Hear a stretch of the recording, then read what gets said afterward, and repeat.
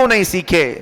قیامت کے دن اگر تم میں سے کسی کے ساتھ ایسا معاملہ ہو گیا اور پکڑے گئے، اللہ تبارک و تعالیٰ نے پوچھا کہ تو اپنی بیوی کے ساتھ زہار کیا تھا پھر بھی ایسی زندگی گزارتا رہا، رب تبارک و تعالیٰ کی بارگاہ میں اگر کسی نے یہ کہا کہ مولا مجھے معلوم نہیں تھا، تو دو پکڑ ہوگی۔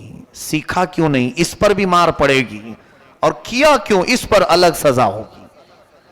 جو انجانے میں گناہ کرتا ہے اس کی 2 سزا ہیں، اور ایک نہ سیکھنے کا، کیونکہ اللہ نے فرمایا کہ تمہارے لیے کیا نبی کا حکم نہیں آیا تھا، طلب العلم فریضۃ علی کل مسلم و مسلمہ، ہر مسلمان مرد اور عورت پر اتنا علم سیکھنا فرض ہے جس سے وہ اسلامی زندگی گزار سکے۔ یہ علم تو ہر ایک مسلمان پر فرض تھا، تم نے نہیں سیکھا، یہ غلطی تمہاری ہے۔ تو دو سزائیں ہیں وہاں پر، ایک نہ جاننے کی سزا اور ایک گناہ کرنے کی سزا۔ اسی لیے میرے عزیزوں، ان مسائل کو باریکی کے ساتھ یاد کر لو۔ آج لوگ بڑے بڑے ڈسکشن میں رہتے ہیں، انٹرنیٹ پر مناظرے کرتے رہتے ہیں، اور وہ بھی جس سے ان کا حاصل ہی نہیں، کچھ ضرورت نہیں ہے، ایسی چیزیں پوچھتے رہتے ہیں، تاریخ کی باتیں۔ حضرت موسیٰ علیہ السلام ناشتے میں کیا کھاتے تھے، حضرت عیسیٰ علیہ السلام کا گھر کیسا تھا، حضرت ابراہیم علیہ السلام کس وطن میں رہتے تھے، یہ تاریخی انفارمیشن ہے۔ تم یہ پوچھو کہ کون سی چیز میرے لیے حلال ہے اور کون سی چیز میرے لیے حرام ہے۔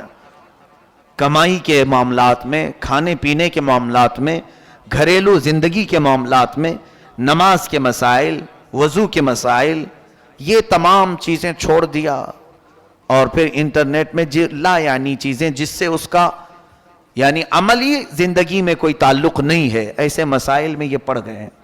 اور اسی وجہ سے آج دیکھیں وہ لوگ اپنے ہاتھ میں قلم اور فتویٰ لے کر کے گھوم رہے ہیں جن کو ابھی استنجا کے مسئلے بھی نہیں معلوم، اور وہ بڑے بڑے لوگوں کے ایمان ناپ رہے ہیں کہ یہ مسلمان ہے کہ یہ کافر ہے، یہ دائرہ اسلام سے نکلا ہوا ہے، خود کو یہ نہیں معلوم کہ ابھی میں اسلام پر پورا قائم ہوا کہ نہیں ہوا۔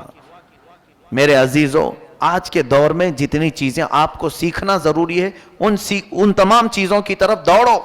زندگی بہت تیزی سے نکلتی جا رہی ہے، جو ضروری مسائل ہیں ان سب کو کسی نہ کسی ذریعے سے سیکھو، علمی محفلوں میں بیٹھو یا علماء کی صحبت اختیار کرو۔ کیا علماء صرف تعویذ گنڈے کے لیے ہی ہیں؟ دھاگے دم درود اسی کے لیے ہیں علماء؟ بچے بیمار ہوں، گھر میں مصیبت ہو، اسی لیے علماء ہیں؟ علماء کرام کے پاس آپ زیادہ سے زیادہ علم سیکھنے کے لیے وقت گزارو۔ کئی چیزیں میں دیکھتا رہتا ہوں، علماء کا کام کیا ہے، ہم بھی اس دور سے گزر رہے ہیں، لوگوں نے ان کو کیا چیز بنا رکھا ہے۔ اگر کچھ اچھے لوگ ہیں، مؤدب لوگ ہیں، آتے بھی ہیں، تو وہ اپنی ضروریات کے اعتبار سے بیمار ہے۔ میں یہ منع نہیں کر رہا ہوں، ٹھیک ہے، اس کے ساتھ کچھ اور بھی چیزیں ہیں، کچھ محفلیں ہیں، علمی محفلیں، اس میں کیوں نہیں حاضر ہوتے؟ اپنے بیمار بچوں کو لے کر کے آتے ہیں۔ 2 طرح کے لوگ آتے ہیں، یا تو پھر دعا کروانے کے لیے، یا تو پھر لوگوں کی غیبت کرنے کے لیے۔ 2 طرح کے لوگ علماء کے پاس آتے ہیں، بیٹھ جائیں اور سارے لوگوں کی غیبت چھیڑ دیں، فلاں کیا کر رہے تھے، وہ یہ کر رہے تھے، وہاں ایسا چل رہا تھا۔ خود بھی گنہگار ہوتے ہیں اور علماء کرام کو بھی ایسے غیبت میں مبتلا کر جاتے ہیں۔ ایسے حالات سے گزرتے رہتے ہیں، ہم دیکھتے ہیں۔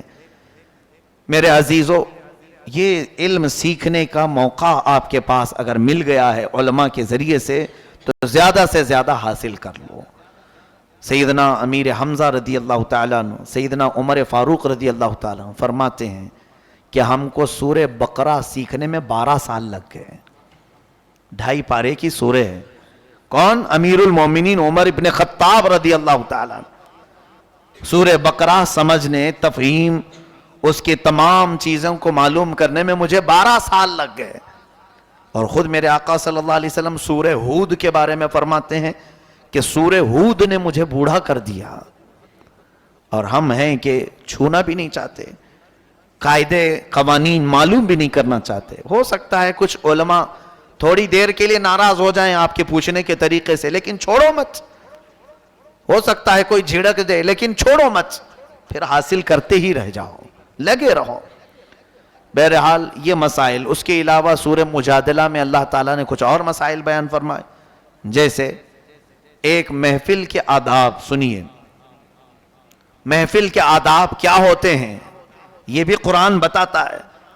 اللہ فرماتا ہے أَلَمْ تَرَ أَنَّ اللَّهَ يَعْلَمُ مَا فِي السَّمَاوَاتِ وَمَا فِي الْأَرْضِ، کیا لوگ نہیں جانتے کہ اللہ زمینوں اور آسمانوں میں جو کچھ ہے سب کو دیکھ رہا ہے، سب جانتا ہے۔ مَا يَكُونُ مِن نَجْوَى ثَلَاثَةٍ إِلَّا هُوَ رَابِعُهُمْ، جہاں کہیں تین لوگ بیٹھ کر بات چیت کر رہے ہوں، اللہ فرماتا ہے چوتھا تمہارا اللہ ہے، تو سن رہا ہے۔ وَلَا خَمْسَةٍ إِلَّا هُوَ سَادِسُهُمْ، پانچ لوگ بیٹھے ہوں تو چھٹا سمجھ لو کہ رب ذوالجلال ہے، تمہاری باتوں کو سن رہا ہے۔ اور اس کے بعد آداب سکھاتا ہے رب تعالیٰ کہ انما النجوى من الشیطان، اے لوگو جب کبھی آپس میں محفل میں بات کرنا تو اوپن بات کرو، کھل کر کے، یعنی آواز سے۔ یہاں بیٹھے ہوئے ہیں، کوئی اس کے کان میں کانا پھوسی کر رہا ہے، کان میں گھس کر کے ہلکی ہلکی ہلکی باتیں کرنا، اللہ فرماتا ہے یہ اس طرح کی سرگوشی کرنا جس کو کانا پھوسی کہتے ہیں، اللہ فرماتا ہے یہ شیطان کے کاموں میں سے۔